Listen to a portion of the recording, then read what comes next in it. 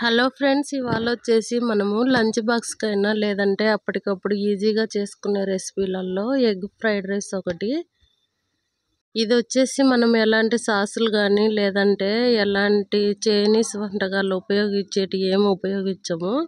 నార్మల్గా eggs fry ఎలా చేసుకుంటామో దాంట్లో రైస్ వేసేసుకుంటే సరిపోతుంది ఫ్రెండ్స్. ముందుగా మనం స్టవ్ పైన బాండి పెట్టేసుకోవాలి. ఒక 2 టేబుల్ స్పూన్ ఆయిల్ యాడ్ చేసుకొని ఆయిల్ హీట్ అయిపోయిన తర్వాత మనము ఇలా ఉల్లిపాయల్ని సన్నగా పొడవుగా కట్ చేసుకొని ఇవి కూడా యాడ్ చేసుకోవాలి. ఇలా ఫ్రై అయిపోయేటప్పుడే పచ్చిమిర్చి మన కారానికి తగ్గట్టు యాడ్ చేసుకోవాలి.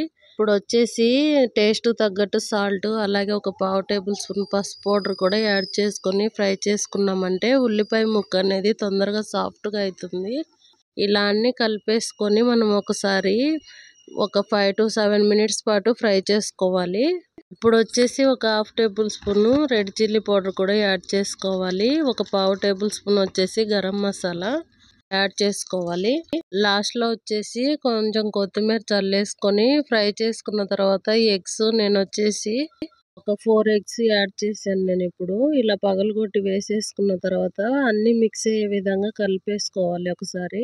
ఇప్పుడు వచ్చేసి మనము ముందుగానే రెడీ చేసి పెట్టుకున్న రైస్ యాడ్ చేసుకోవాలి. ఇలా రైస్ మొత్తం యాడ్ చేసుకొని ఇలా మొత్తం కలిపేసుకోవాలి ఒకసారి. అంతే ఫ్రెండ్స్, ఎంతో సింపుల్ అండ్ టేస్టీగా మనకు ఎగ్ ఫ్రైడ్ రైస్ రెడీ అయిపోయినట్లే. వచ్చేసి ఇంకా దీంట్లోకి కర్రీ కూడా అవసరం లేదు, నార్మల్గా ఇలా తీసేసుకుంటే సరిపోతుంది. అంతే ఫ్రెండ్స్ ఇవాళ వీడియో. ఈ వీడియో మీకు నచ్చితే ఒక లైక్ చేయండి. Thank you for watching.